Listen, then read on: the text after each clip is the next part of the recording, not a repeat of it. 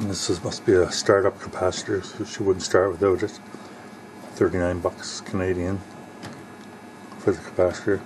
As soon as I hooked her up, she started right up. So that's one thing different from the old motor.